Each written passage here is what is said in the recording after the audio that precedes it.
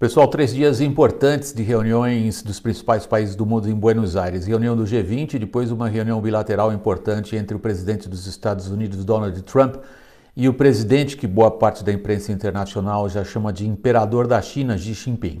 O que a gente pode recolher, aprender de tudo isso que aconteceu? Em primeiro lugar, vamos ao encontro Trump e Xi Jinping. Eles estão numa guerra comercial e o principal resultado ali em Buenos Aires, eles dividiram um belo de um steak argentino e um Malbec.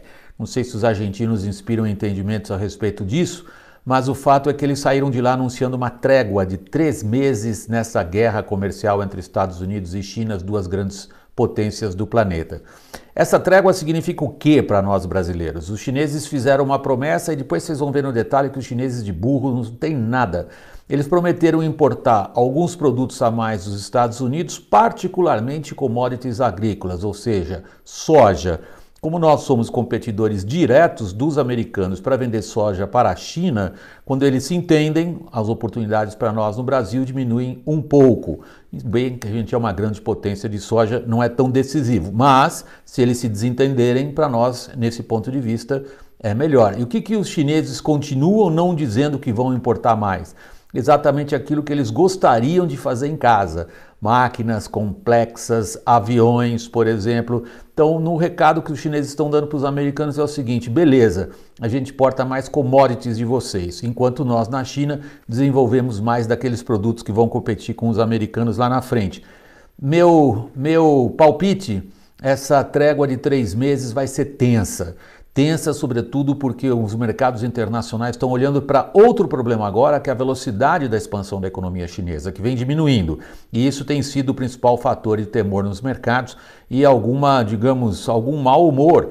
Vejam como os índices mostram para baixo em relação a 2019. Essa trégua não deve ser decisiva, esse é meu palpite. Agora vou indo para o G20. O G20, como vocês sabem, 85% do PIB mundial está ali reunido naqueles países. 10 anos atrás o G20 não existia. Surgiu como uma resposta numa tentativa de articulação internacional frente à grande crise financeira de 2007 e 2008. E o que trouxe essa reunião, digamos, nesse ambiente multilateral? Menos ênfase exatamente no multilateral. Embora o comunicado final, só o fato de ele ter acontecido já foi considerado uma vitória diplomática. Esse comunicado final dá ênfase no fato da Organização Mundial do Comércio, que é uma instituição multilateral na qual o Brasil apostou muito em administrações anteriores, não cumpriu seus objetivos, diz o comunicado, e precisa de uma reforma. O tipo de reforma não se sabe ainda bem qual é, e deixou ali a coisa meio típica em linguagem diplomática, deixou. Multilateralismo é a palavra, nem apareceu no comunicado final, porém a ideia que a OMC, a Organização Mundial do Comércio, precise de uma reforma para chegar aos seus objetivos, deixa aberta uma porta para esse lado, que é justamente o que parceiros americanos importantes parceiros importantes para os americanos como a Europa queriam. Essa trilha fina em relação ao multilateralismo é que ficou o tempo inteiro em equilíbrio. Cada um tirou dali o que gostaria de tirar do seu próprio ponto de vista, particularmente a administração Trump, dizendo: olha, nós não estamos nos submetendo a esse tipo de agenda que quiseram fazer até agora, e os outros europeus dizendo: tá vendo? Nós fizemos os Estados Unidos ceder em alguns pontos. O que temos mais a registrar ali é o papel dos bad boys, principalmente Vladimir Putin. Ninguém bateu nas costas dele, nem deu bronca pelo que ele fez recentemente, apreendendo navios da Ucrânia. Mais uma agressão do Putin em relação à Ucrânia, num episódio relativo à Crimeia e à ocupação das águas ao redor desta que foi, muito tempo lá atrás, uma importante república soviética. E a outra, o príncipe herdeiro, o príncipe consorte na Arábia Saudita, Mohammed bin Salman, que é implicado diretamente no assassinato e esquartejamento de um jornalista saudita que vivia nos Estados Unidos. Putin e Salman se encontraram, deram um grande aperto de mãos e ambos estão dispostos a levar adiante o que parece que para eles compensa. Vale a pena ser agressivo no mundo atual, e isto compensa. Um gesto importante do Trump nesse encontro do G20, que acabou tendo uma outra simbologia, acho que ele imaginava essa simbologia, foi ele ter cancelado uma entrevista coletiva no dia em que morreu o antigo presidente americano George Bush, pai do George W. Bush, George Bush, que foi presidente dos Estados Unidos no finalzinho ali da década dos 80 e começo dos 90, e foi justamente o presidente americano que estava na Casa Branca quando caiu o Muro de Berlim e acabou o comunismo na Europa e a Guerra Fria terminou. O símbolo disso é interessante, porque justamente naquela época se acreditava que a ordem liberal internacional estaria por tanto tempo garantida que aí viriam os chamados dividendos da paz. Ou seja, o que alguns autores chamaram na época de fim da história.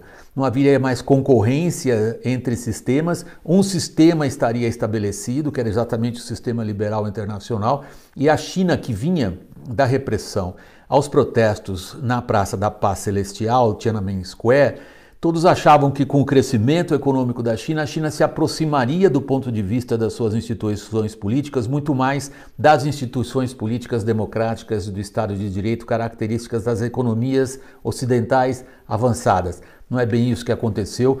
A China se tornou a potência econômica, em primeiro lugar, desafiadora dos Estados Unidos, que perderam gradativamente, inclusive, o interesse em defender essa ordem internacional liberal que parecia, ali naquela época em que George Bush era o presidente dos Estados Unidos, final dos anos 80, começo dos anos 90, parecia a ordem que tinha vindo para ficar, para vocês verem como as coisas mudam muito rápido, em menos de uma geração, que tipo de mundo que a gente está enfrentando. Ninguém teria imaginado isso 25, 40 anos atrás.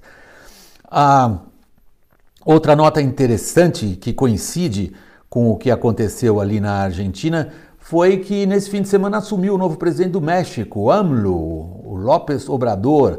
É uma resposta antissistema espetacular no México, devido também à grande proporção do poder que AMLO, um presidente de uma esquerda clássica tradicional que assume o México, com aquela grande fronteira com os Estados Unidos, exibe.